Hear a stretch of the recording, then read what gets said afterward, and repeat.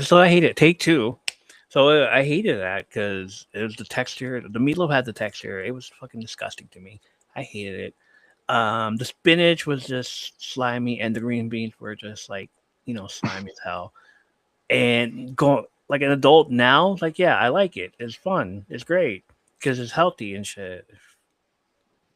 Um, the only time I ever eat green beans is on Thanksgiving with the family. Casserole.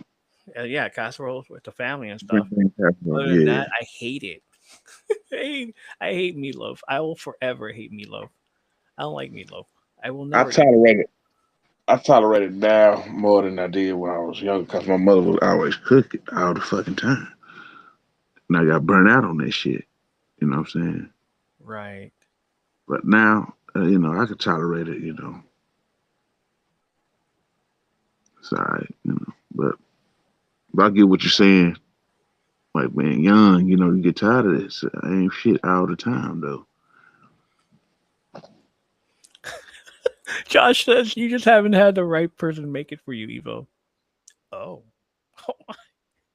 Leanna says I make mine different than other people. Mine is yummy. I love that those two answers came in. It's like, okay. I don't put crackers in there. Okay. That's what I'm saying. That's what I'm saying. Jane's laughing her ass off. Um, so the community responded. Lala Gunning says corned beef and white rice. Mm. It Bonnie said potted meat. I get it. I get it. You offended us. No, I didn't. You're fine. Amanda Lynn Kane says sloppy joes made with ketchup. Who does that? Ah, not Hell, not my. the sauce that's supposed to come with it, but ketchup. Half 40 says frosted flakes, fried bologna sandwich. Won't eat that shit today. Frosted Shit, that flakes. mashed fried bologna sandwich got me fucked up. Uh, I know someone that makes spaghetti with ketchup. No, that's disgusting too. My cousin used to do that shit. That shit's disgusting. That's crazy. Like, never. Why would I? Fried Mm-mm. bologna was a luxury, y'all tripping. Like, fried bologna. Yeah, I love fried bologna. Like, I had it like a few times. Half 40 doesn't like it though. Mena says my struggle meals were macaroni and cheese with hot dogs in it. I See what I'm mean, saying? Yeah. You know what I'm saying? cube steaks and mashed potatoes, hamburger helper. Shit, I'd make some hamburger helper right now. Shoot. Love hamburger helper, man. For real. My old ass, my eat spaghetti and then put ketchup on. No, are we good arguing in chat? I freaking love it. That stuff is amazing. Um, Jane says ketchup, and I still hate it to this day. Same with pickles. What is going on? Tomatoes, sausage, hot dogs, cooked boiled lamb. Damn, is that yours? Is that somebody else's? Okay. Leanna says my struggle meals were fried liver. I hated Yeah. that. My mom made Mm. that once, and I was just like, nah, I'm good. Uh, Mom made it a lot because it was good for you. Good for you. I still don't Okay, like it. Still don't like man. SpaghettiOs. Uh, or anything like that with the red sauce. It all tastes the same. Really don't like steak. Didn't like steak back then. They would make it so dry you would chew for days. I love it now. Fried liver is Ain't good. fucking no steak. Not no more. Josh says fried liver is good. You just gotta marinate it in milk for 24 hours. Mm. And of course, like if my mom made it and she would sit at the table, like two sisters, one brother, and like if I didn't like it, they wouldn't like Mm. either. So if they were like, do you guys want to switch? And they're like, do you like it? No. It's like we won't either. You can have it. Yeah. You can have it. So it's like if one of my sisters didn't like it, I'd be like, let me try it. Like okay. Like you want this? It's like no, you can have everything because I know you don't want that. If you don't want that, Josh says, guys, I'm dying laughing so hard. Good, as you should, as you should. That's why we're here. That's why you're here. Okay, For sure. that's why you're here to laugh it off. Enjoy your day. This is what the podcast is all about. Uh, have fun. Next question. What was something you were convinced you'd be when you grew up?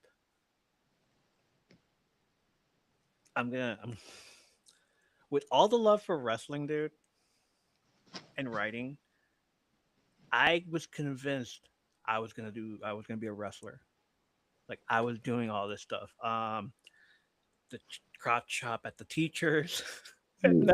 98, 99, all that shit. Even Shenra can tell you, yeah, this guy wanted to be a wrestler.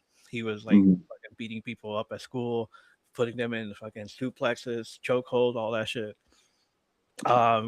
In football, he would just spear people and like drop kick people. Like, Yeah. yeah, that's me. He would just tell you that. Josh says, "Oh shit, yeah, it's like exactly all that stuff." Because I was doing backyard wrestling also. Um, one day in 2001, on my birthday, a friend, a friend of a friend, we were doing stuff with them for a while, and then we stopped talking to them, and then we came back because he called us all. It's like, I have a ring. Like, what do you mean you have a ring? I have a ring. We're gonna have a ring over here. Come by. And dude, I was like, oh shit, it's my birthday. Are you serious? Yeah. It's your birthday? It's like, yeah. All right, cool. Come on. I didn't fucking know. Nobody knew. It was like too many people that showed up there that I was just like overwhelmed with that. That I was just like, I, guy, that's fucking awesome. I was in the ring for the very first time, wrestling with my best friends, and it's my birthday. Fuck yeah. I'm always gonna remember this. This is the best moment of my life ever. And I told him that. And then went out there, did all that shit that we were gonna do, and fucking I enjoyed it. And some guy recruited me, and Mm. I didn't end up doing it because I was like fucking chicken as fuck. The next day I Mm. was fucking sore as hell because I was hurting everywhere. I broke my nose. My fucking best Man. friend. And there was the whole tag team where one of them jumped and the other jumped at the same time for a splash and a leg drop. The leg drop Mhm. landed and fucked up my nose. Ooh, It fuck. bent, and I'm just like, I got a concussion that night. Fucking obviously covered me. I was supposed to lose and all this shit. And then it was like the next day, I'm just like, that night, I was just like, I'm like, Dang. fuck. Yeah, fuck. The next day, I'm fucking walking like this. It hurts. Oh my god, dude. It's like, oh shit. Yeah. Oh, that happened. So then I was convinced I was gonna do that. And to this day, everybody's still talking about, didn't you just want to be a wrestler and all this shit? What happened? I was like, motherfucker, I'm talking about it now. I'm talking Mm. about the wrestling stuff on a podcast that I love doing. So yeah, that's great. What about you, brother? Shit, I was convinced I was gonna be a cop. A cop. Let's I go. was, I was determined to be like fucking John McClane and goddamn me, uh, Martin Riggs and Murtaugh and them. Welcome to the party, pal. He said he wanted to be all that. I love it. You were gonna have a strap behind you and be like, pew pew. Yeah, yeah. But that shit ended quick though. Like, shit. We are just as Real. bad boys, bad boys. What you gonna do? Hell yeah. Sounds about right. Hmm. Especially when that came out. After that came out, I said, oh hell yeah. Like yeah, everything. Like every time an action movie comes out, we all want to be that in that Yeah. moment right there. Like Yeah. I want to be a karate person. I want to be a boxer. I want to be a Yeah. martial artist. I want to Yeah. be a cop. Yeah. And that's one of the moments, dude. Love it. Yeah, I love it too. That's awesome. Um, Van Damme, yes, Josh, John Claude Van Damme, freaking Bloodsport, all of it. We were all convinced we were gonna do that. Freaking, what's it called? Street Fighter came out, and I'm just like, Coke that is mine. oh shit. We'll talk I about can't that watch Street Fighter. I can't watch Street Fighter ever again. too. Why? Cause just to look at him and now I know why he took the movie, so he could buy cocaine. and then to see how he was coked out his mind doing that whole movie. Like, We will find you. I saw Double Impact when I was around 7 years old. That is great, Jane. Was that the twins? yeah, yeah, yeah. Hella. Josh, he was hella on one. Oh my god. All right. Lala Gunning says architect, professional dancer, hairdresser, artist, fashion designer, paramedic doctor, and plastic surgeon. Oh my god. I became a hairdresser and makeup artist and took drafting and architecture at a trade school and never became an architect. So she just like listed off everything she wanted to be when she grew up, but she ended up being this. Mm. Um Jane says, I actually can't remember having any dreams about becoming anything. If any, it would have to be a music artist because I love music and I love to sing, even though I don't have a voice for that. Still to this day, I don't know what to be when I grow up. Mm. So when you find out what you're going to be when you grow up, please let us know.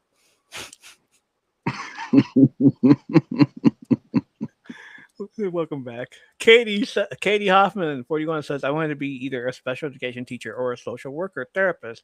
Unfortunately, I did not become any of those, but I started telling my story on this app almost 6 years ago, and it's not only saved my life, but saved others. My life definitely isn't what I thought it was going to be, but know that I've made a difference. That's great. That's great. I love it. Good job, Katie. Good job. Appreciate that around here.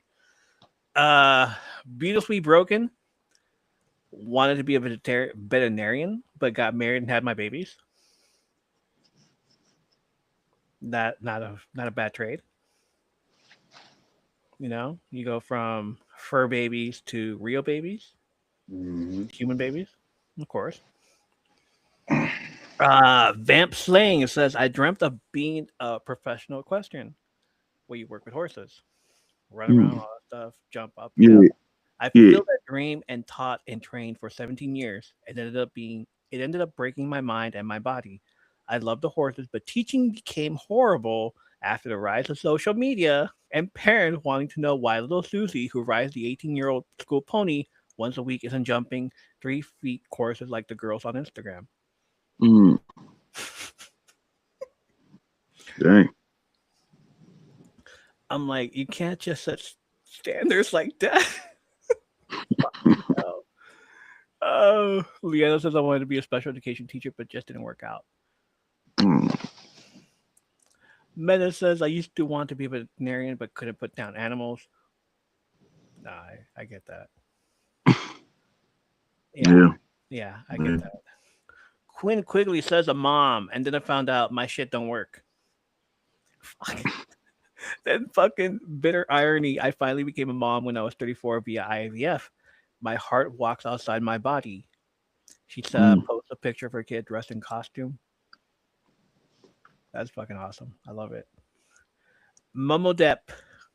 I thought I'd be a writer director, then I moved to Hollywood. Too toxic and occult, and not enough about the art. All the award shows are scammed, and everyone's a liar. Dang. I love this. Like, I was just like, damn, y'all are coming out with the most rough stories. Like, Yeah. how am I gonna put this up? I haven't posted this, but I'm sure I will. What's something you do now that younger you would have loved?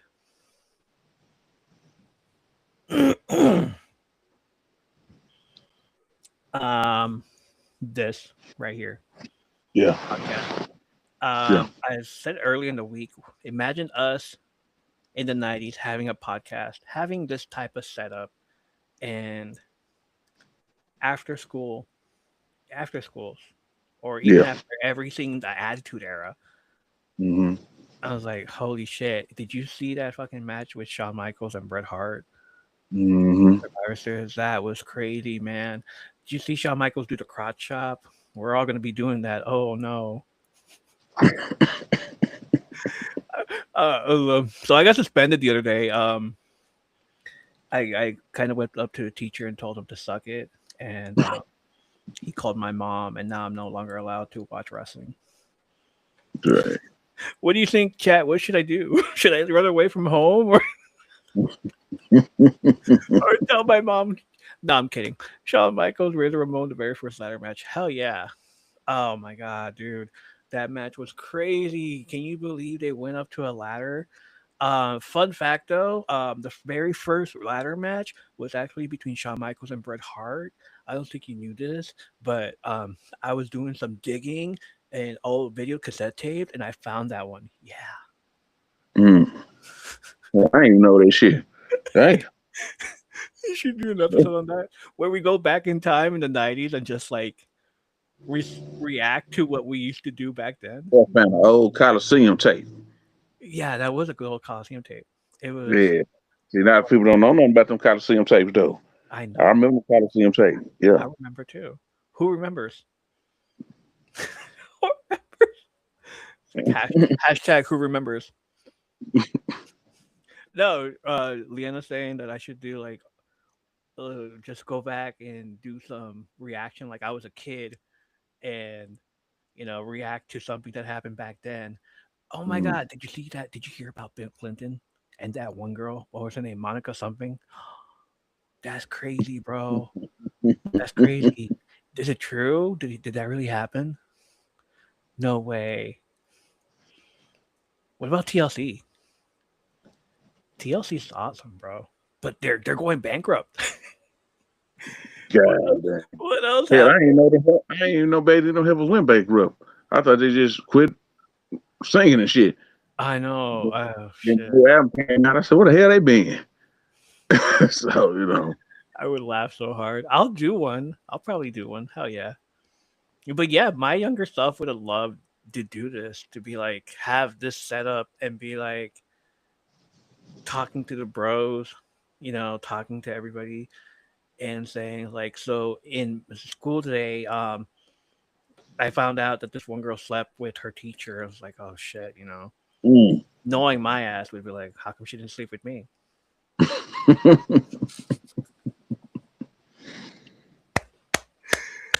Oops. Yeah. I'm kidding. I'm kidding. I'm kidding. I'm kidding. But that was my mindset back then. Yeah. ABC News came and talked to us and like, can you believe that happened? And my ass went like, yeah, that's crazy. It's like I don't believe her. Man. The people they have managing their money train, man, their money man. It was like everything that went on that time. What about you, Mm. bro? It's like what something younger you would be proud of, would have loved to do now. My younger self would have loved the idea of being on TikTok. TikTok, for You know what I'm real. saying? Because when I think back, I used to be in front of that video camera acting a fool and shit. And my mother, God rest her soul, she always said, you always want to put on a show. Yep. She said, you need to be on the, she said, you need to be at the improv or something. She always said that. Oh, that's awesome, dude.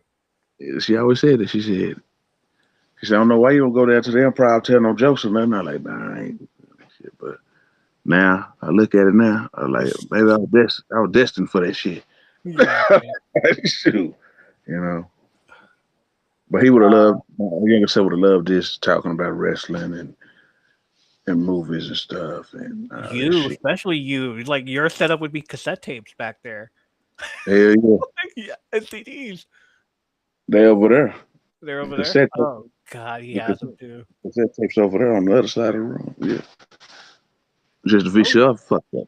look at that. Leanna says back then I always wanted to be able to see people when I talk to them on the phone. Look at us now. She said she manifested the fucking Zoom calls over there. Pager code. Love that. Love that. Hell yeah. Um, is Well, there like at least Back to the Future 2 got something right. That video call shit, and yeah, pretty much. I'm still Um, waiting on the real hoverboard. I'm The real hoverboard. Not that weird shit. I'm talking about the real motherfucker that fly. You know what I'm saying? yeah. And I'm Oh, waiting on that oven, that piece of there it is. oven I'll to just say stick that this. I'm waiting for the fucking microwave oven that just dehydrates. Yeah. That's what I want. I'm like all the AI stuff that happens at CES. Why don't you guys do that? Bring Mm-hmm. do that shit. Like do a hoverboard instead of robots. You know, do a Right. hoverboard instead of a love doll. That's ridiculous. I'm telling you. Because This shit still made me mad. That shit made me sick to my stomach at night. I looked at that shit. Who gonna buy that shit? it's like Come on, man. $5,000, $6,000. People have money for that. He put the plastic on the glass. Oh my god. Um, the little glass dish in the microwave. Oh, okay, that one. The lover doll. Jane, here we go again. The lover doll. Yeah, I'm sorry about that. Okay, I just needed to bring it up. Um, like, don't they have like AI stuff on CapCut where you can like, you know, reverse yourself into a younger you and just like do They that and might. then do a video of yourself trying to sing in the bathroom like you were young. Most likely, I don't really be on CapCut no more like that because I I done don't, cut out the editing and shit. But I'm pretty sure they do got it up there. right. So, I don't think so either because all the shit that happened with TikTok and getting banned and yeah, put that shit. Yeah, CapCut might fold because yeah, I ain't think about. Ooh, that's gonna fuck up a lot of people's shit. right. Damn. And speaking of TikTok and uh, all the shit that went down this past week was pure main chaos.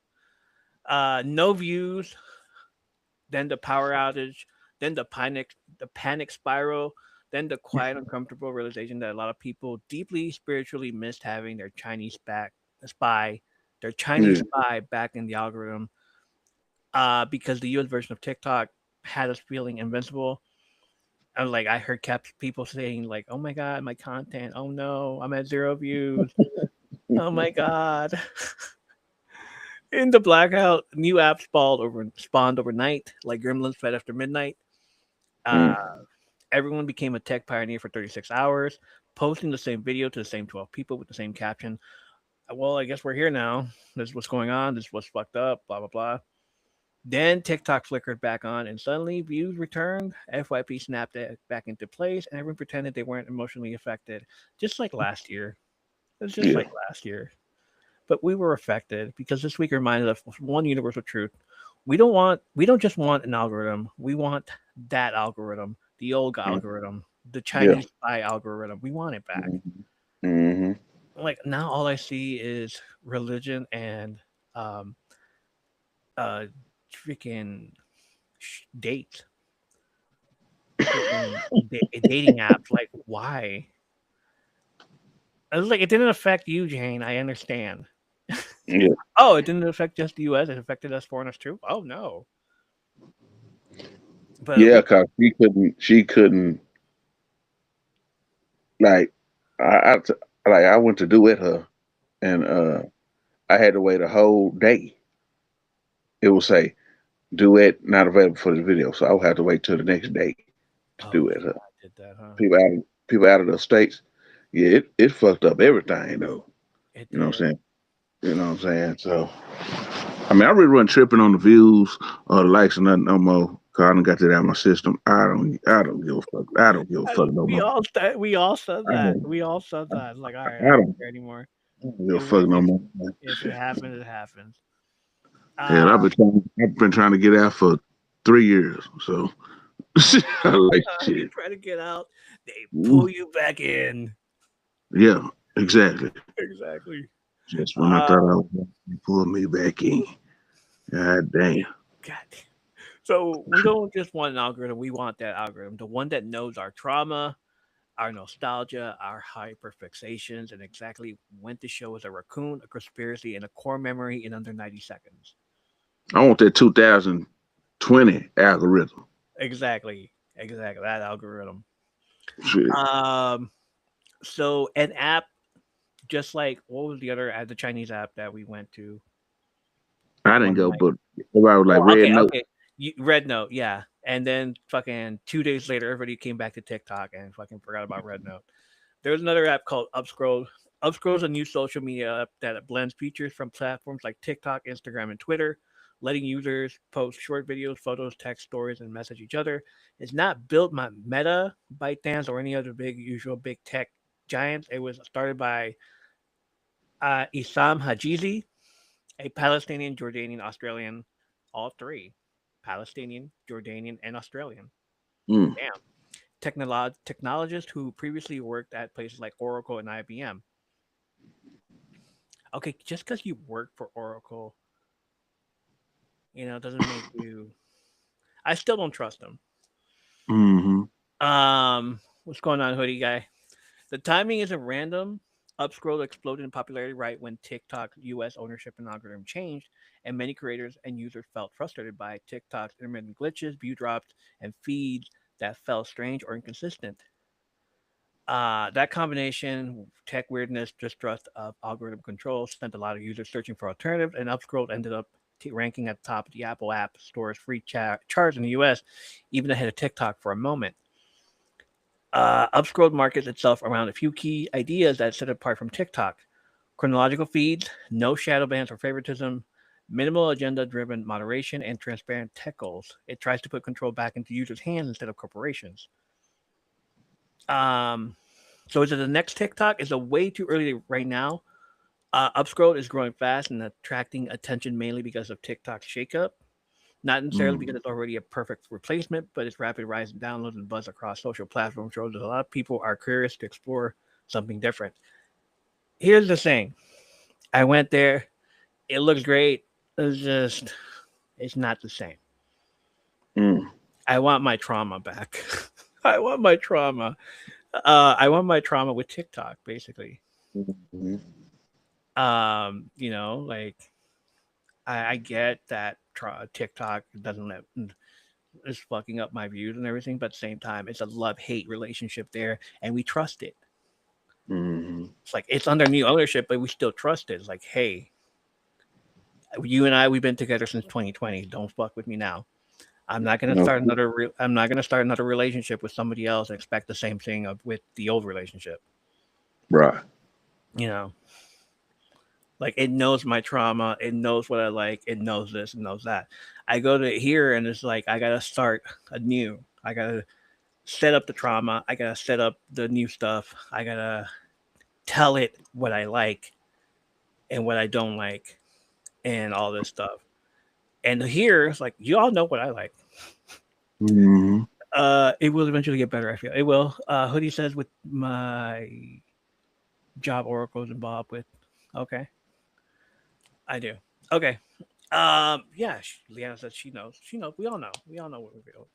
So yeah, I was like, so far as there, I haven't invited anybody from there here because I just feel like it's not. It's fine. It's not worth that much of a deal right now.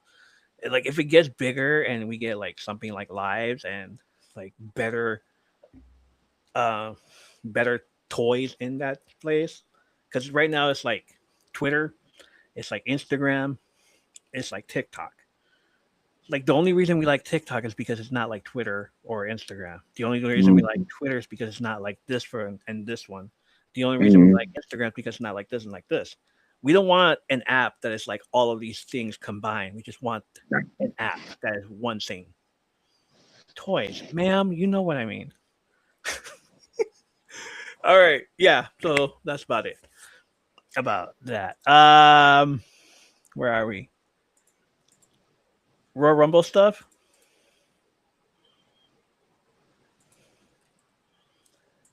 All right. Royal Rumble, what did you feel? How did you feel? How you doing about this? First, first of all, it's in Saudi Arabia. We all know we're not gonna like it, and we were right. I'm some dumb motherfuckers. Mm, I don't care. I don't give a fuck. Like they kiss my ass, man. I you know what? I ain't gonna get into it. I'm just gonna say the women's match was great. You know what I'm it saying? was. It was. You know what I'm saying? Had to watch it again for like the first half of it so I can check it out. Yeah. Match number two was son of a bitch. What was Gunther and AJ. fucking hell? So all this time it was really AJ Styles farewell tour.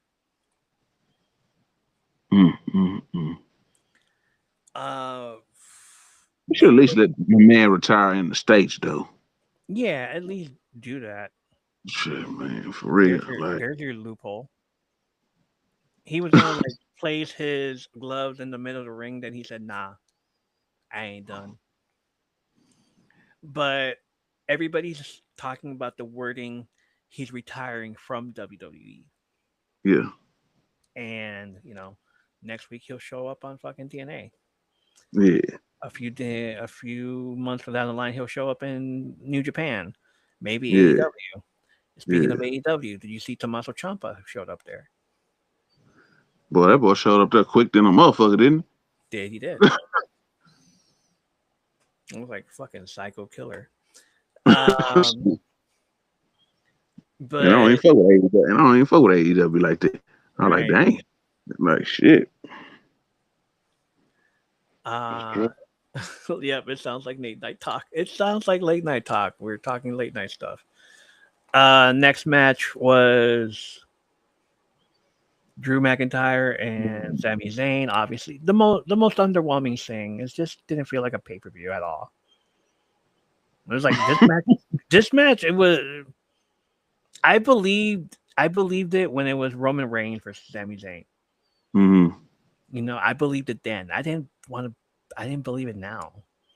Like you could have pulled the trigger back then, not right now when he's all like, "We already had enough of use for you." Okay, now that Sami Zayn is done and over with and lost to Drew McIntyre, he goes back to being the underdog again, does the shit, Mm-hmm. comes back to another main event. It's like we know he's gonna lose. Yeah. I don't want to see this. I don't want to see it. I don't want to see another Sami Zayn, and because he's where we're at, is that why? Okay. Thanks for pulling the rug on everybody in Saudi Arabia for that one too. You jerks.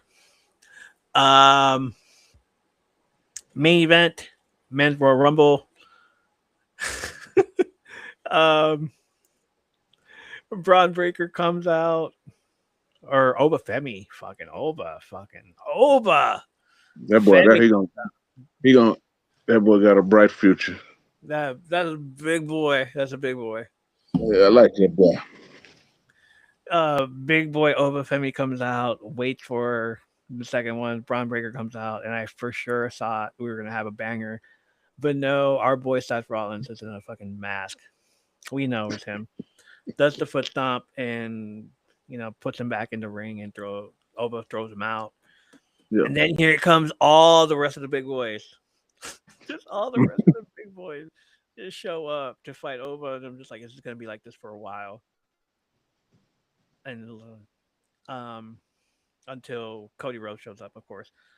Um we got surprises, powerhouse Hobbs. Yeah. Like if they didn't want to mention AEW, Right. that's a great way to mention AEW. So Yeah. outdated. Powerhouse Hobbs, Royce Keys,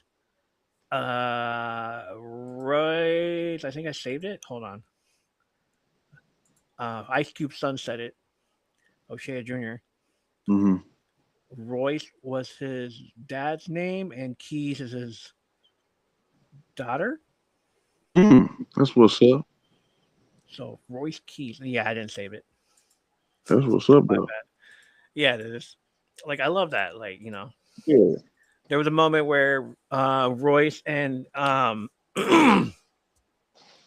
what's his face Cody meet. Mm-hmm. They're like staring face to face. And I was like, oh hey, I know you. You're from Yeah. AEW. Like, all right, cool. And I don't know, the entire thing was awkward. Um, Brock Lesnar and fucking Oba staring at each other for like 5 minutes, five Yeah. times that everybody shows up. A Yeah. mid They ain't aggressive. go at him nothing though. That's a, Yeah. And then finally Brock throws Oba out. At one point, Brock was trying to throw one of the wrestlers onto Oba, but Oba just like, the fuck you doing? um The kick. Somebody gets kicked out. Yeah, Brock gets kicked out when the yeet happened. What the fuck was that? That's crazy. Damn, this late night is fucking up my hearing. Okay. What else happened? Oh yeah, the two Grande Americanos. Freaking Ludwig Kaiser comes out first, and then the other original Grande Americano comes out, and it's fucking obviously Chad Gable. Chad Gable with a fucking beard and mustache and everything. Got all like stacked up and built. Yeah, okay. Um, Final four: Randy Orton, Roman Reigns, Logan Paul, and whoever. Who was the fourth one? Totally forgot about that. Gunther. Gunter. Fuck that guy. Oh my god. Oh, it's like all right. So it's me and Menace, Randy Orton, and Roman Reigns. Obviously, she chose Roman Reigns, and I'm just for sure thought Randy was going to win. The bargain brand Kurt Angle, exactly. Mm-hmm. So, um, you know, yeah, it was a great ending, but that's it. That boy Roman Reigns done shit talked himself into a fucking Royal Rumble victory. All that shit he was talking. God damn. Shit. Waiting for him to talk more shit. He will. Uh, I didn't see the post match. I didn't see the post show. It's like I don't care. It's fine.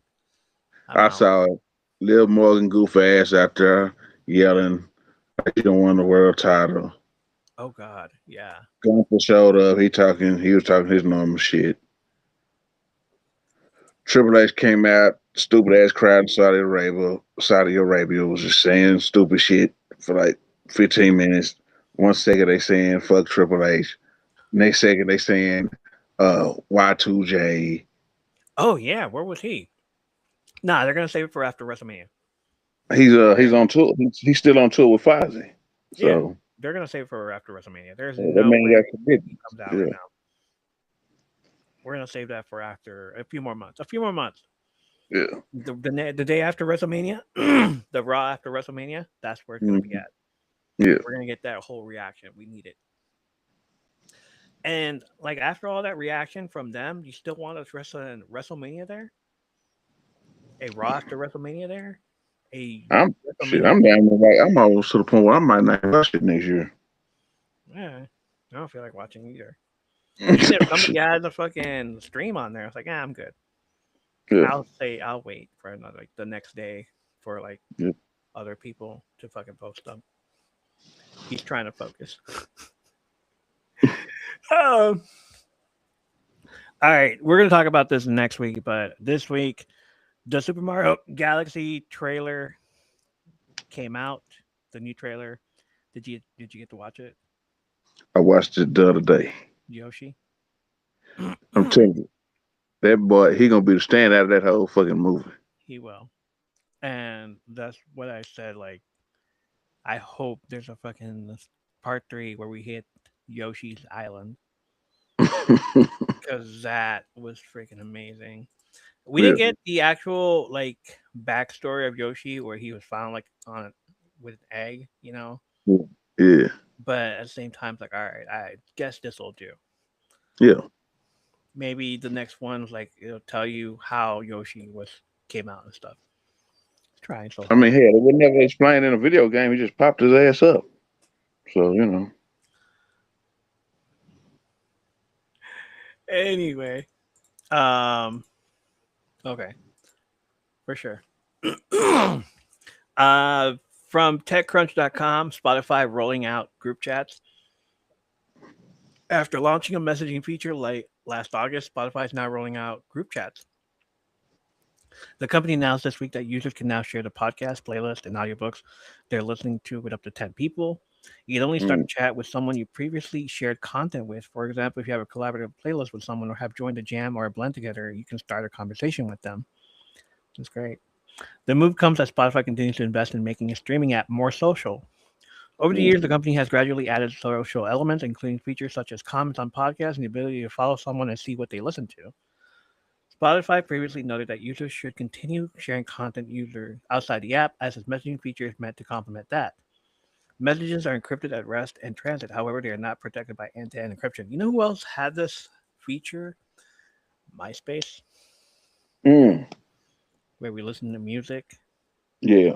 have a social app, have a top eight. You can listen to our playlist. Yeah, that Yeah. was MySpace. Yeah. Spotify's trying to become the new MySpace now. If it works out, I'm still there. I'll be there regardless. Of shit. Hell yeah, dude. If it happens, it's like I got over 1,000 playlists, so I ain't going nowhere. over 1,000. Yeah.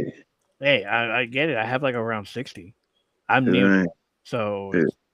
it's there. But your playlist is straight fire.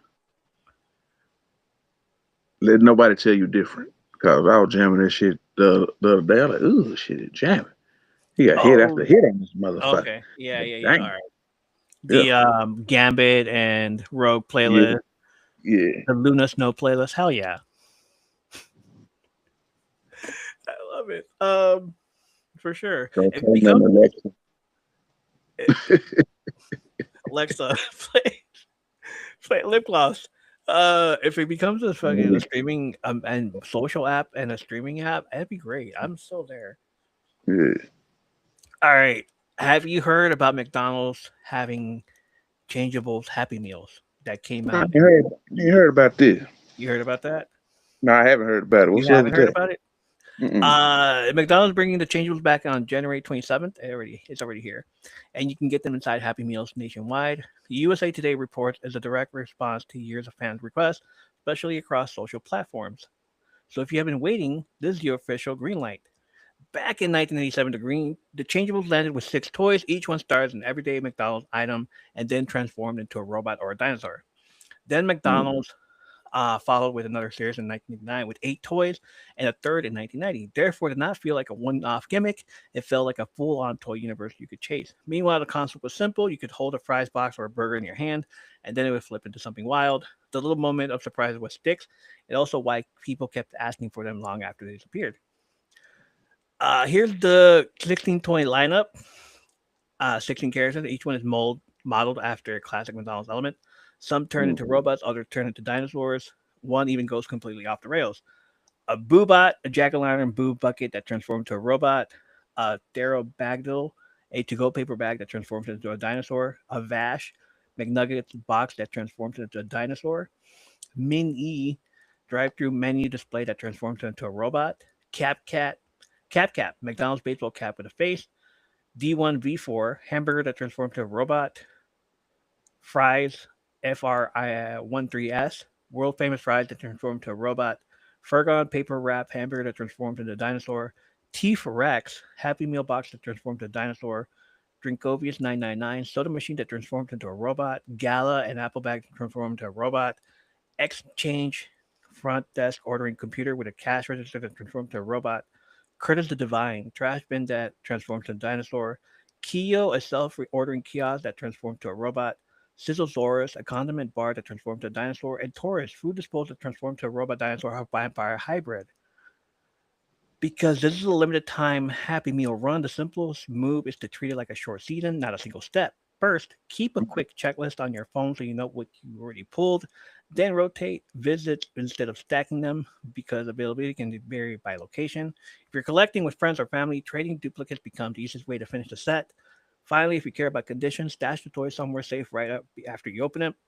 It sounds obvious, but it saves regret later. If you think it's too much work, I have made it simple for you here. Um, bought one. Mm. Changeables. So here we go. Let's see what I find. What I got.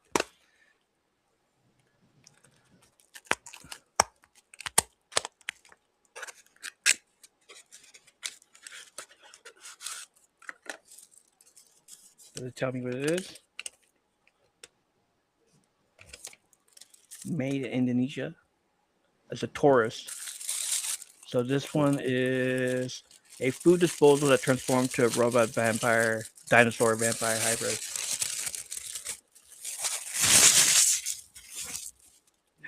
All right, this is what it looks like.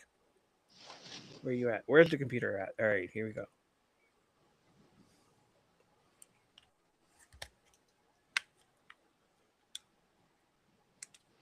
Hey, there's your little vampire dinosaur thing. I guess this is for kids though. Happy meal kids stuff. And his Yeah, tail. Can't forget about the tail. yeah. Love it. Hell yeah. It looks like Charizard. Anyways, all right. Back to being a box. And there you go. I'm gonna put it up there behind me. We're gonna put it up later. It's fun. It's fun. It's gonna be fun. So if you end up buying them, let me know. We can like share it together and stuff. Uh, Brooklyn would love it. Yes, she would. Jane, I have a feeling that U.S. McDonald's and Norwegian McDonald's doesn't have the same thing. I have that same feeling too, ma'am. Mm-hmm. Straight from comicbook.com, a plethora of classic Capcom games, some of the best Capcom games of all time. In fact, are only like 99 cents for a limited time, courtesy of a new sale on the PlayStation Store. The games in question are available on the other platforms. They are only this price for PS4 and PS5 users. And they are only available at this price until February 5th. All the Capcom games that are less than $1 in the PlayStation Store right now are as follows: Ghosts and Goblins, Mega Man 2, The Power Fighters, Mega Man: The Power Battle, Super Puzzle Fighter 2 Turbo, Mm. Ghouls and Ghosts, Super Gem Fighter Mini Mix, Street Fighter Alpha 3, Hyper Street Fighter 2, the Anniversary Edition, Pro Gear, Strider, Giga Wing, Final Fight. Ooh, I'm gonna order that one. Street Fighter Alpha 2, Super Street Fighter 2 Turbo, 1942 Bionic Commando, aka the King of Dragons, Dark Stalkers and Night Warriors, aka Vampire Savior, the Lord of Vampire, Surge, and 1944 the Loop Master.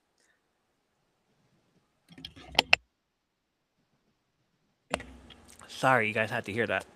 It's important to note that each of the games above is only accessible via either Capcom Arcade Stadium or Capcom Arcade Second Stadium.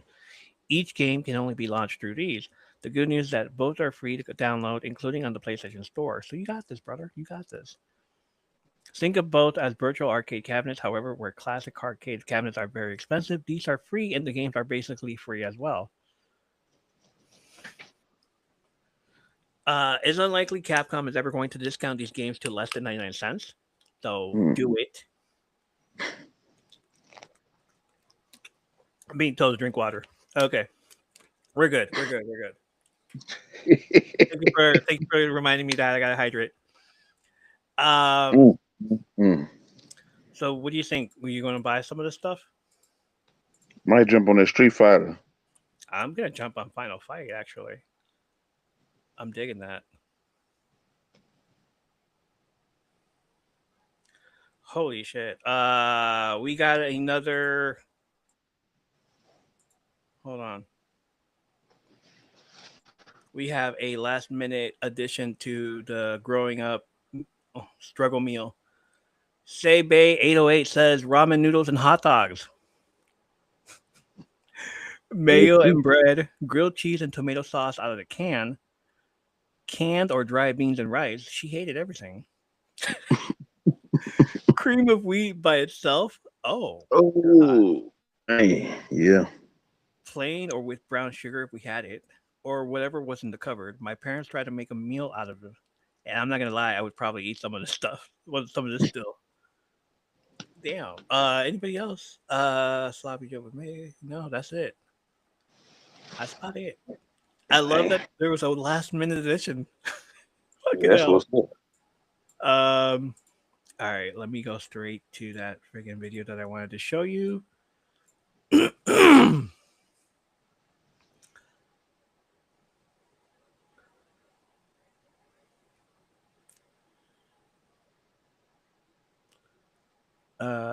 It was about. There it goes. Okay.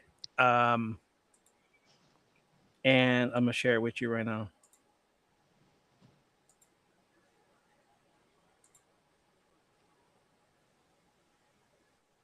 Ready? Yeah. Okay. Triple H was a huge part of the Attitude Era and a big star. But this is how I know y'all don't know wrestling history. Can only recite the bullshit propaganda WWE feeds in their documentaries. Because the biggest star in the Attitude Era was Stone Cold Steve Austin. Nah, nigga, Triple H was the biggest heel back then. Wrong again, that was Vince McMahon. Nah, nigga, I'm saying he was the biggest heel as a wrestler for people to work with. Wrong again, that was The Rock. Title in 98 at the Deadly Games, where he joined the corporation with Vince McMahon, the top heel. Nah, but Triple H was a big ratings draw. He was a big part. No, Mick Foley was the ratings draw. That's why he made people switch over from Nitro to WWF. At the highest rated Raw segment, This Is Your Life Rock, with The Rock. Bro, everybody was spitting water and doing a cross chop like Triple H back when I was a kid. Everybody was doing the worm and saying, indeed, like Kai and Tai back in the day too. Were they the biggest stars of the era? Let's not forget the 90s wrestling doesn't just apply to WWF. Because Goldberg was a bigger star than Triple H in wrestling. The NWO were bigger stars than Triple H in wrestling. Why do you think Triple H had beef with Chris Jericho when he came to WWF? Because Triple H wasn't cemented in his spot and Jericho was a huge threat to him. You know who Jericho wasn't a threat to? This guy, because he was established, so Jericho came in as a heel for him. And he was never threatened by Jericho. So if Austin, Foley, Rock, Sting, Goldberg, Hogan, all of these people were bigger than Triple H, where the fuck was this legendary spot that he had? I'll tell you exactly where it was. In the mid-card with DX as a comedy act. Him and Rock were both heels at the same time in factions, and The Rock rose from that faction to become the WWF champion faster than Triple H ever did, and more times during the Attitude Era. Triple H cut his famous I Am the Game promo where he really went solo in July 25th, 1999. Because as evidenced by the European title he's so proudly holding during the DX Army era, he was a mid-carder. And you know what happened in 1999 when he became the Game and this legendary heel? Stone Cold didn't put him over because he didn't want to lose to a mid-carder. Kane won the WWF title in 1998 at King of the Ring from Stone Cold Steve Austin almost a full year before Triple H ever did, because Kane came in and was immediately over while Triple H was still in the mid-card. At SummerSlam 1999, the biggest star and babyface of the era refused to put the biggest heel over? That doesn't sound like a top heel to me. Because here's the truth. When Austin broke his neck, Triple H did become a top heel for a split second. And then as soon as Austin came back, it went back to being Austin and Rock feuding for the belt. Because unlike Triple H, Austin and Rock started in the mid-card competing for the IC title together and rose out of it. But once the Attitude Era ended in the 2000s and Austin was gone, Bret Hart was gone, Shawn Michaels was gone, The Rock was gone, Foley retired, all of his real competition was gone. Now Triple H suddenly becomes the million-time champion after he marries fucking Stephanie McMahon. But don't come at me like I don't know my shit. Y'all niggas don't know your shit because you watch a bunch of documentaries that frame the fucking son-in-law as the savior of the company. Shut the fuck up. And I can keep going about how he was never a single star because he always needed a stable to get him over. This comment says,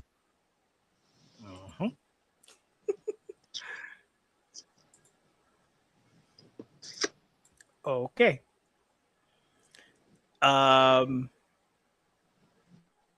that's where things get interesting because depending on who you were watching for, Stone Cold, The Rock, The Undertaker was the guy behind the curtain pulling the strings, Vince, your answer changes. So this isn't about disrespect. It's not a hot take for click. It's about memory versus reality, booking versus perception, how nostalgia edits the highlight reel. So let's break it down. Was Triple H the guy? Was he a guy or was he connective tissue holding that entire era together?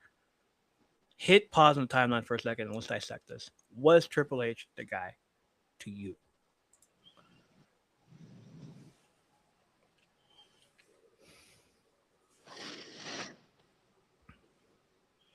Also, you're being summoned to drink your water. It's like they saw me hydrated. Now that you gotta hydrate also, according to them. Who said that? The producers. The chat. They said I gotta drink water. Yeah, Jane and Leanna over here. That's some shit. I know, right?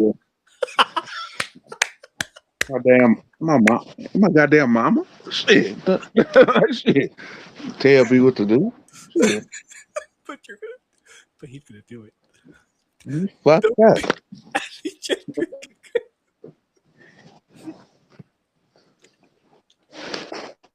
Shit. Yo, wait, Gonna my make me mom. drink gonna make me drink some fucking water. That's some shit. You hear that? He's drinking the water. Happy now? All right. See? Damn. God damn. The fuck? Ain't no damn sense. Okay. All right. Okay. Thank you for the army. So what do you think? Was he the guy? Was he a guy, or was he just fucking somebody that married into this the business? He paid he paid his dues, man. He did at towards the end. But that was he was he the guy in the Attitude Era? Like I said it last night on the stream, like X Pac was the one that made me want to do the crop chop. Yeah. Shawn Michaels made me want to do the crop chop because he did it. Yeah. Hulk Hogan and the Wrestling WO made me want to do this because they did it. Yeah. Triple H did it at the very end of '99. Like I was out of high school by then. Yeah. Like I was just saying, like by July and fucking August, like Man. voice messages on girls saying, "Hey, what's going on? I'm the game." Yeah, that was me. Cringy, I know.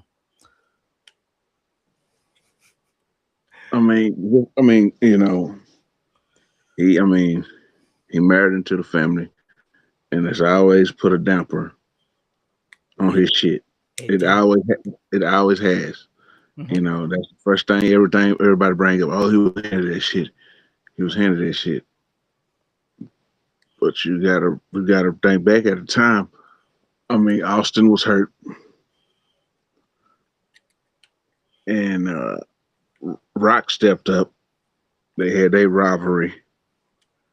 You know what I'm saying?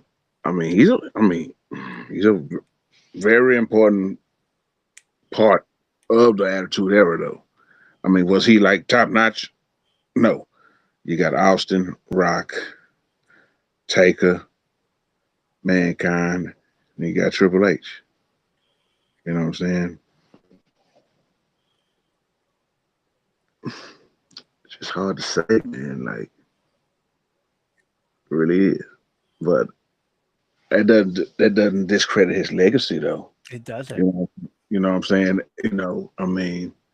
Because like I was saying just a minute ago, he paid his dues. He had to eat shit for that curtain call shit. You know what I'm saying? Oh yeah, the curtain call. So, That's why probably he didn't like get to be as big as he was now because he was doing all kinds of shit for the company. Yeah, he was slated that famous King of the Ring, or Steve Austin won. He was supposed to win that King of the Ring, but he got punished for that curtain call shit. And he's even said that he was not even ready. He wouldn't have been ready then. So man. So everybody gonna have their own opinion about the thing. They will. I'll say he was at the tail end of the Attitude Era. Like he was a big part of it, though. You know what I'm saying? So that's my opinion. I ain't gonna tell people, oh nah, he wrong now. I ain't gonna say that. It's just my opinion. Right. But he was right. He was right in that promos. Like he had to play the game of everybody of them wanting him to lose to these people. Yeah. The Penthouse match against Henry Godwin where he had to, like you said, he had to eat shit, and he was like, Yeah, he had to learn to eat shit and like it. Yeah. And okay, so what's this? What if Triple H had won that King of the Ring? Would it have elevated him instead of Stone Cold? Would he have been that guy instead of Stone Cold then? Would Stone Cold have done the same thing the next year? Man.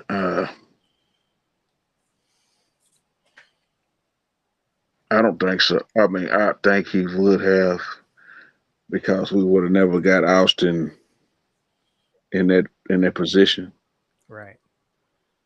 He would have never cut that promo, that Austin 316 promo, and he would have never risen. Now this is for me. This is my take on it. If Triple H didn't get in trouble, if Paul didn't get in trouble, he probably would have. You know. He probably would. But you see, there's a lot of crazy factors into this shit though that I can spit. Look at his position now. He was always backstage. Think about the Montreal screw job. He was there. He was the one that said, maybe y'all should, he said, if Brett won't do business, y'all need to do business for him. He was always under the learning tree. He was always under the learning tree of McMahon. Yes, he married into the family. You know what I'm saying? But yeah. Man, but hey, he was multi-time champion. Gave us two of the greatest factions, DX and fucking Evolution. You know what I'm saying? So I don't know, man. In my opinion, man, he plays an integral part of the Attitude Era. I don't give a shit what nobody say. But everybody is entitled to their opinion, though. Okay. But if you think, though, what if Shawn Michaels wouldn't have left after that WrestleMania with Steve Austin? His back injury. Yeah. What if Shawn Michaels wouldn't have left? Would he have still stayed there as his lackey? Would he have not have risen up? It's a lot to think about it in those factors, But it didn't go that way though, so that's how things work. That was good shit, man. All right. Over the week, we watched Teenage Mutant Ninja Turtles. You ready for this? Yeah. You ready for the main event of this thing? Oh my goodness. I have it on DVD. Pretty good. I finally popped it in and stuff. Directed by Steve Barron, produced by Golden Harvest and New Line Cinema, based on Merritt Studios comics by Kevin Eastman and Peter Laird. This was the first live-action TMNT film, and it remains the most balanced adaptation ever made. Mm-hmm. This is going to be a 2-hour episode. New York City is being overrun by crime, led by a mysterious ninja clan called The Foot, commanded by the ruthless Shredder. Enter 4 mutated turtles trained in ninjutsu, a grieving wise mentor, Splinter, a reporter chasing the truth, and a runaway kid searching for belonging.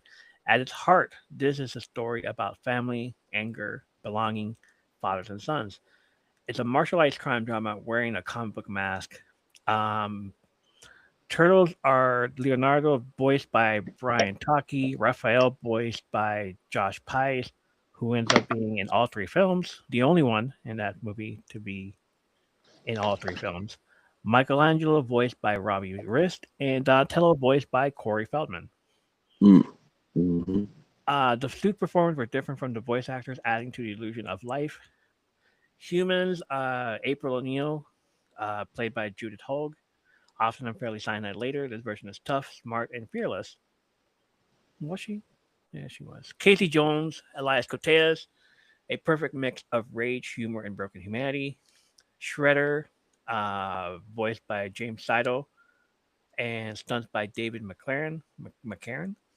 And Splinter, Kevin Clash, puppetry, the Sesame Street legend.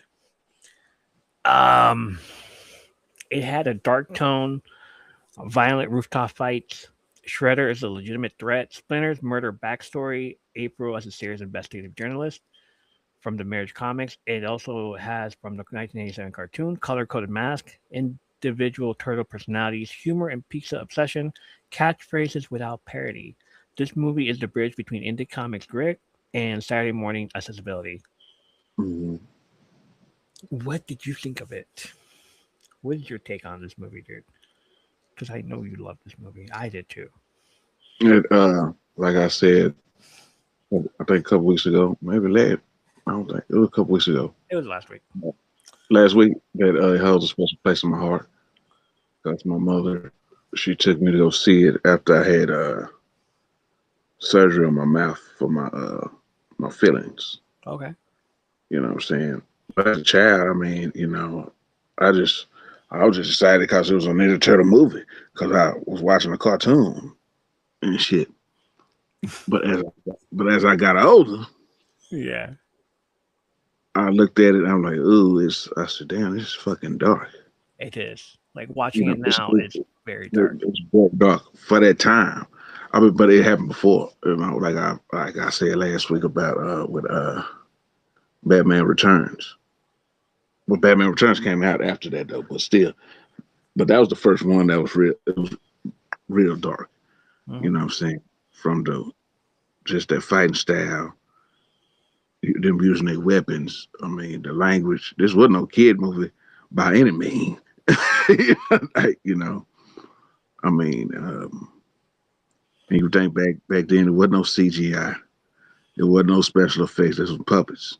You know what I'm saying? So, and a memorable soundtrack that is very hard to get now. you know, Oh God, that's yeah. that soundtrack was amazing. And like you said, it still holds up to this day. It still does. And and it's a new generation discovering it. And I mean, and that rooftop fight scene with Shredder, hands down one of the best fight scenes in comic book history on film. You know what I'm saying? Hmm. They let it all hang out. And heads up to Leonardo. He the only one that got a hit off of Shredder. He did. He'll turn their ass up. But Leonardo got that cut on his ass though. You know, and Splinter killed his ass though. What do you think? And the backstory of Splinter though, that was gritty and dark when you look at it though. It was. Yeah. That shit wasn't meant for no. We wasn't meant to see that shit. Well, that shit wasn't meant to give for no kids at our age What when was it, that like shit was out. PG-13 or something like that? Mm-hmm. Around there. Mm-hmm. Leanna says it's wild watching old movies back now. You're just like, oh wow. Yeah. Yeah. It was. It is.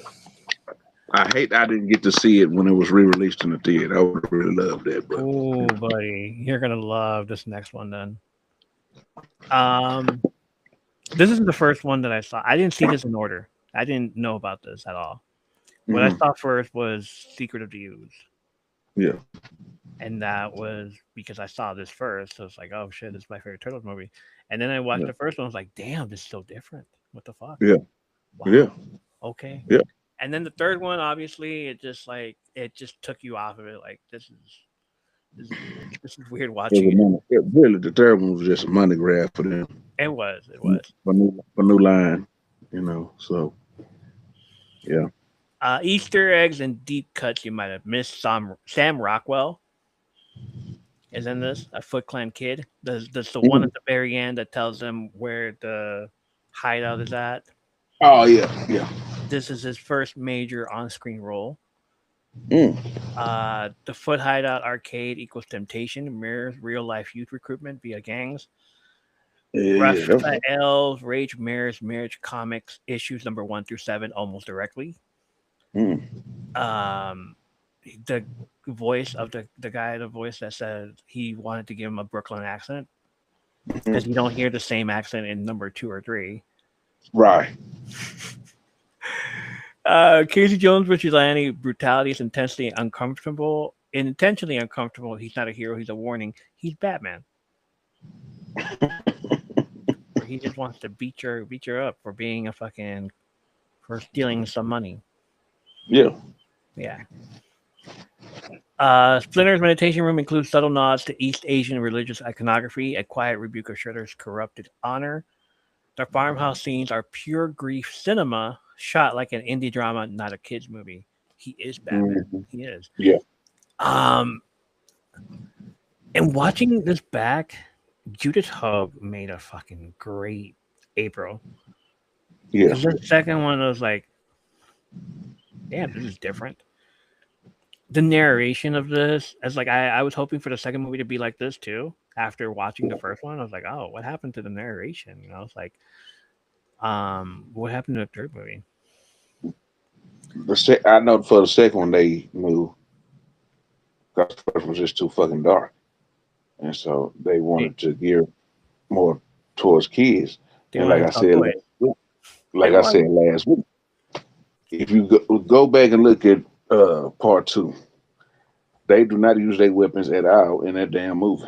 They don't. At all. It was geared for kids. I gotta watch part 2 again. The same thing happened with Batman. Like the first 2 were so gritty, but then when that Batman Forever came out, geared for kids. So also, they wanted to sell toys. yeah, sell toys. That's exactly right. McDonald's.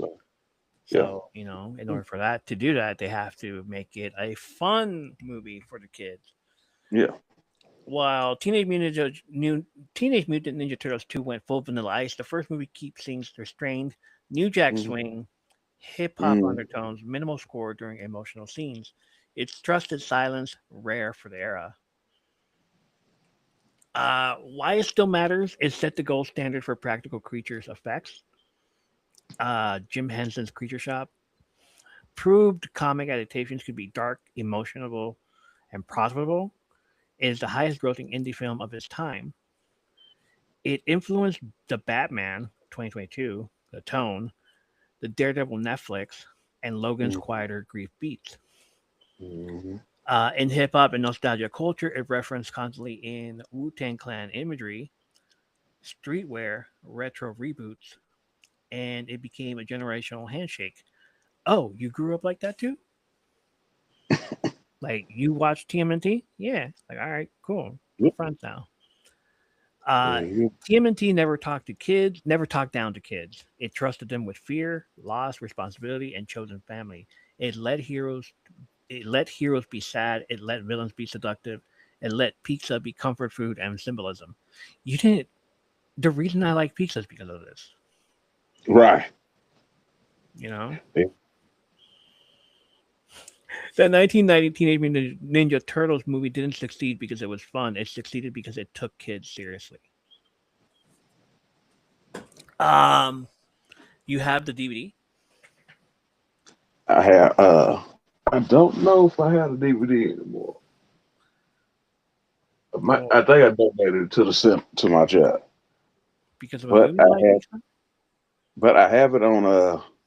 I have all 3 of them on digital. Even them remakes on digital. God. Digital. Yeah. So the DVD has the special features on the DVD. It's a little mini game where you go around the sewer and you have to that's the same one I had. Yeah, make it to the end. Either you get hit by the foot or Shredder.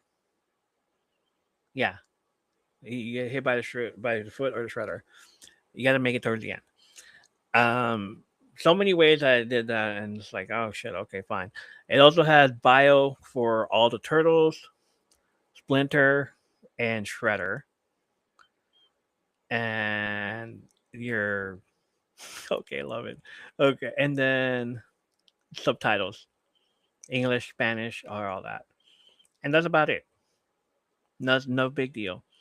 Also, since this came out in 1990, the stuff they say in the bio feels like they did it in obviously 1996 because they make a reference to Jurassic Park in there. And he's on. Okay, hold on. He'll be back.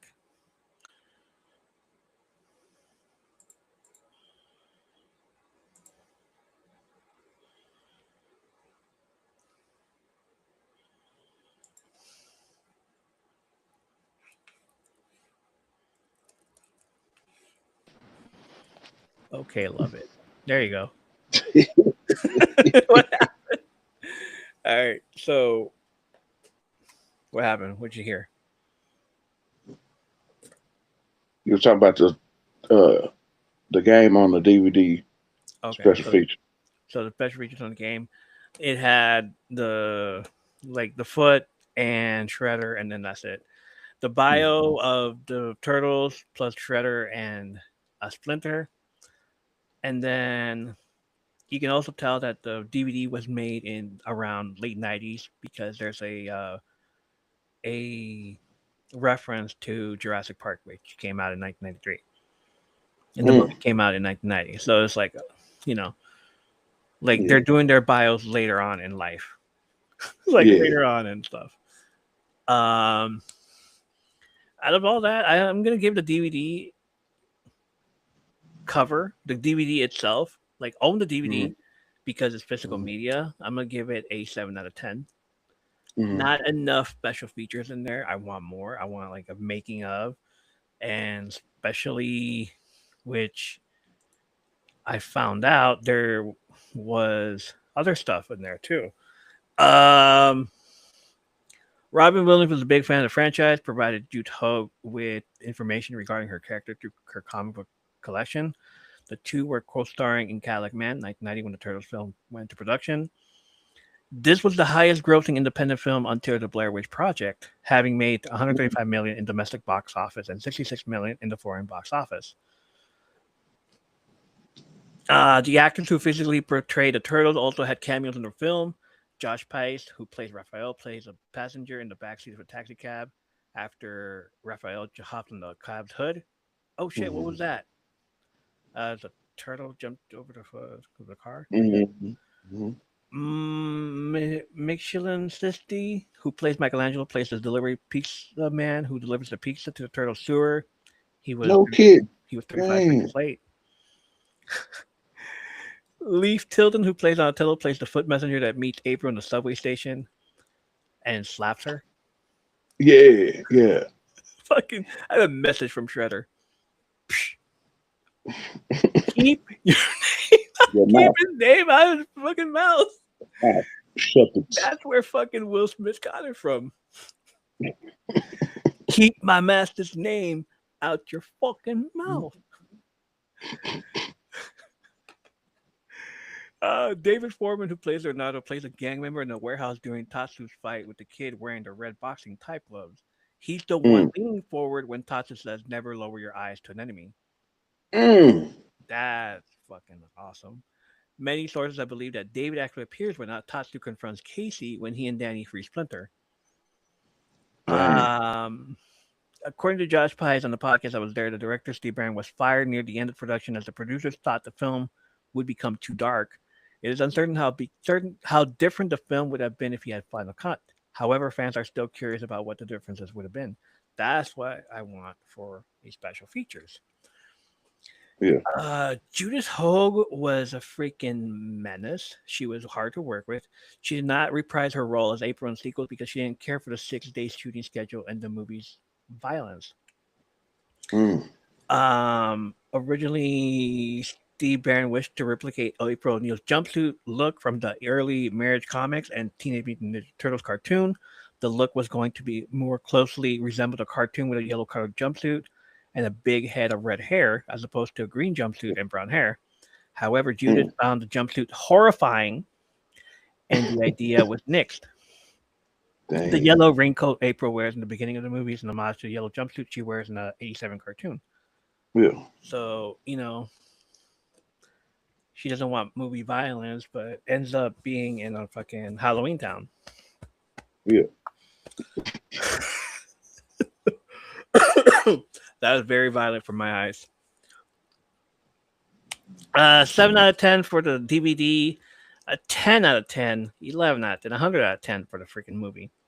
I Mhm. loved it. It is ahead of its time. I freaking love this. Yeah. Also, breaking news from Variety. Candy French posted an article on January 30th.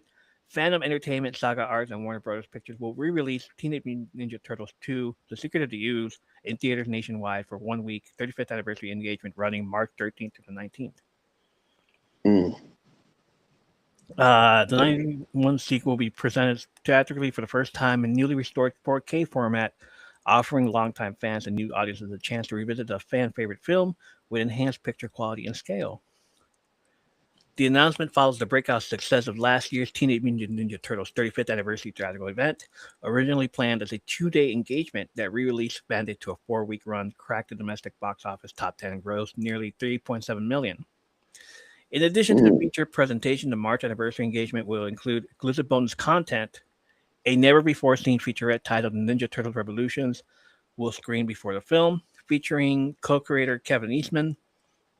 The piece offers fans a professional look at Eastman's creative process as he reflects on the evolution, mythology, and enduring legacy of the Ninja Turtles from his own drawing desk. The theatrical run is part of a new renewed wave of Turtlemania, bringing the franchise back to cinemas for families, longtime fans, and a new generation discovering the heroes in the half shell on the big screen.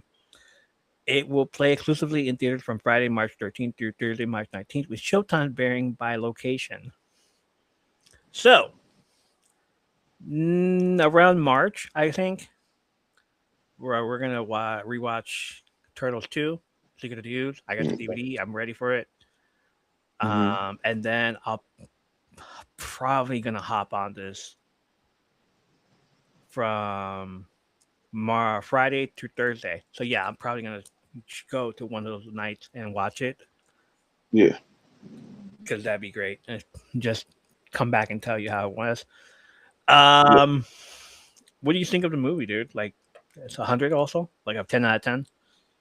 Recommended for everybody? The first one. Yeah, the first one. 10 out of 10. 10 out of 10? 10. Hell yeah. 10 out of 10. For those of you who have not watched it, I guarantee you will love it. You will. To those who have watched it, go revisit it, and you will see why you love the Turtles like that. I'm telling you. Go watch the show. Go watch the 1987 cartoons. Go watch the show. Yes. Go watch the those reason why I got Prime. There is a Teenage Mutant Ninja Turtle channel 24/7. They show the cartoon all day on Prime Video. It's free. It's free. It's free. Let's go. Yeah. Go watch the reason I got slapped by my mom for telling her to put a sock in it. Because Michelangelo told that to somebody. Michelangelo said it. Why can't I? It came from a cartoon, Mom. It came from a cartoon.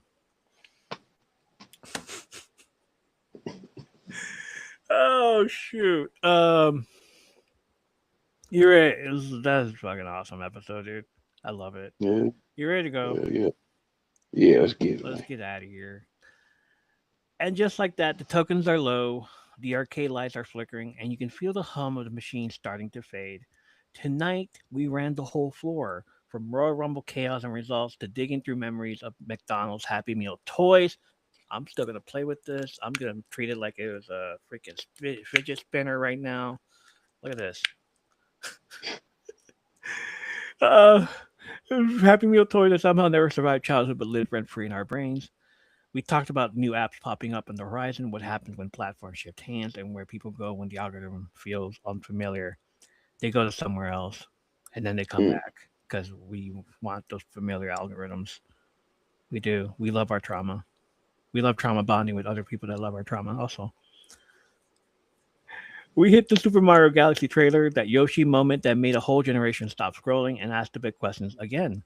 Like, was Triple H really the guy in the Attitude Era, or did time just remix the memory? And of course, we drop straight into the sewers with Teenage Mutant Ninja Turtles, rubber suits, practical effects, arcade energy, and a movie that didn't talk down to kids because it knew we were already paying attention. The last quarter sitting in your hand, you could save it for next time, or you could drop it in and see what happens. Next week, we roll into February and we're starting a new run. We're doing a deep dive into Mario Brothers movie because why not? Yoshi, Mm, Galaxies. Let's do the Mario Brothers movie with that hot girl playing, what's her face? Peach. Daisy. Daisy or Peach? That was Daisy in the movie. She was Daisy? I thought she was Peach. She's still hot. She Peach in the she Peach in the game in the cartoon movie, but in that damn live action, her name is Daisy. I know 'cause I used to watch it every day. I don't know why. Back then, I don't know why. I had a fascination with that movie, I know but why. I know I two did. reasons why. Those two same reasons are the reasons why I watch My Boyfriend's Back. Oh, oh, Lord, have mercy. She's the Good same God girl, right? Almighty. Yeah, she's the same girl. No, she is. Yeah. Yeah. She is. I I yeah, thought. she is. I thought there were two different. I thought there were two different women. I recognize those two reasons right away. I was like, hey, you're doing it again. Okay. Bet you do. Oh, we're doing a deep dive of the Mario Bros. Movie and kicking off our Black Excellence movie conversations by talking about favorite comedies, the ones that raised us, shaped us, and still just hit as hard years later. You know we're going to be talking Wayans Brothers movies, right? Oh yeah. Oh yeah. Yeah, Wayans had a chokehold on all of us in the 90s. Mm-hmm. Like, from Don't Be a Menace to Blank Man, Mm-hmm. hmm to Low Down Dirty Shame. Mm. Damn, look at you. Like, Men's gonna love it. yes, sir. Men's gonna love that episode. Oh, my. Yeah. Hopefully everybody loves Men's that. loves a low down dirty shame. Oh, yeah. We sure do. Before we really go, whatever today handed you, stress, noise, wins, losses, you don't have to carry it all into tomorrow. Thank you for spending this time here in my third place home. Thank you for spending this time here on my third place, at my third place, not home, not work, just a space where we show up as ourselves. Take care of each other, take care of yourself. The M3P podcast, where community, creativity, and the place where we leave the light on always come together. We'll see you next time. Peace. What else didn't we talk about?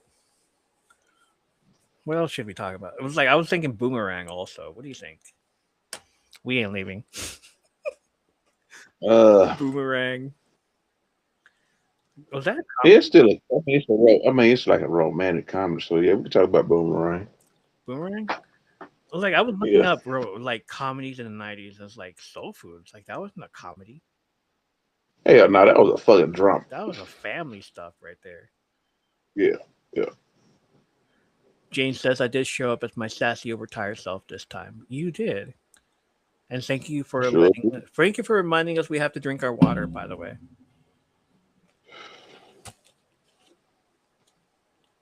Yeah. Thank you. Still ain't my mama though. Yeah. Shit. You ain't my mama. Ain't my mom. You ain't my mama. What? Gonna be the My title damn of the mom. episode. You ain't my damn mama. Eli, like they heard me freaking, suffering with my voice and everything, so I had to drink water, and then here they come. Like you should tell him to drink his water too. They tell me that shit every day. So, wow. Let me make it one day where I have to drink that damn water. Shit. Jay says, "Damn right, I'm not, Greg." Oh Lord. Shit. Fuck. Oh my goodness. Y'all need to stay hydrated. We are. We are staying hydrated as we can be.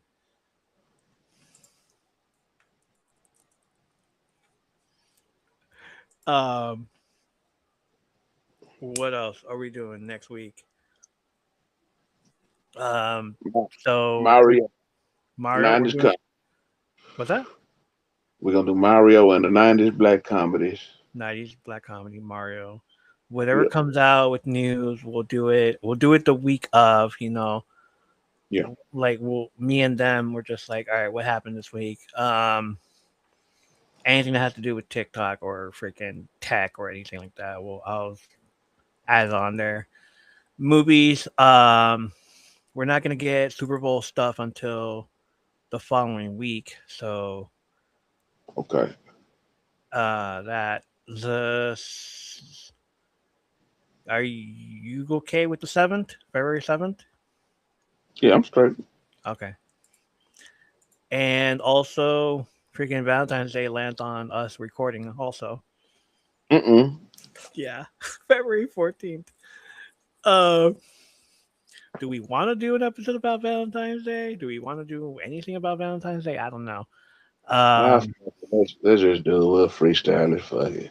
1990s rom-com. Rom coms. Yeah, yeah. Let's say Boomerang for that episode. Oh, Then. Boomerang's a rom-com? I had never seen Boomerang. You ain't never seen Boomerang? No, it's the only one that I've never seen. Yeah, you got to see that, bro. Like, I've seen Booty Call. Like, what the fuck? I've never seen Boomerang. And I love the theme, the songs, the soundtrack, but I've never seen it. Yeah, that soundtrack was something serious though. Boys to Men, End of the Road, all that shit. Yeah, but I've never seen the damn movie. What the fuck is that about? So I gotta watch the movie. Yeah. Oh shit, we're never leaving. I'm still recording too. That's funny. That's crazy, motherfucker. This the after show, y'all. This the after show where all the shit gonna happen. You've never seen Booty Call? Eli never seen Booty Call. You gotta watch Booty Call. It's crazy, bro. You gotta watch it, man. I'm telling you, you're gonna laugh your ass off. You will laugh your ass off over the what's it called? The white, the plastic, Mm-hmm. the plastic scene. Glad wrap. The saran wrap plastic. Oh my god. That's the only thing I remember from this movie because it just made me like, what the fuck is he doing? I mean, I bought this shit at Target. I was like a preteen, and they let me buy the shit though. Right. Okay. It's rated R, and they let me buy it. Another thing I want to do, like you've seen the blind boxes for the comic books, and there's blind boxes for CDs as well and DVDs. Yeah. There's also a blind thing for a book. They Mm. don't tell you the name of the book, but they describe the name of the book in the worst way possible, and you have to decide for yourself if you want to buy it. And it's from the people that work there. It's like, all right, this book is about this and this and this and this. Mm-hmm. You know, it's like if you want to grab it, go right ahead. We're not going to tell you what to do. But I figure like I buy one, come back over here, try to do a content with it, and be like, and read it off to everybody on the thing for book talk. I want to see what happens when fucking this podcast goes into book talk territory. You know, like, oh shit, he's talking about books over there. What's good? Well, let's be curious. What's going on? Like, I know I'm not ready for book talk. Like everybody's been telling me, oh, this book right here is fucking hot. Acorn, A Crown of Thorns, something like that. That's what I heard from people, basically. Oh gosh, I know, Eli. I know. So I'm like, all right, I'm scared, but at the same time, like, if I get this book, whatever book that's there, I'll buy one of them, and I'll read it off and be like, should I read this book or not? What do you guys think? And then like, if somebody answers something like open it, I'll probably like open it myself and just, you know, hey, this is what this is. So yeah, I'll probably end up doing that. Okay. All right, guys, it is time to go. This is definitely going to be a 2-hour episode. I love it. We're going to have fun with it.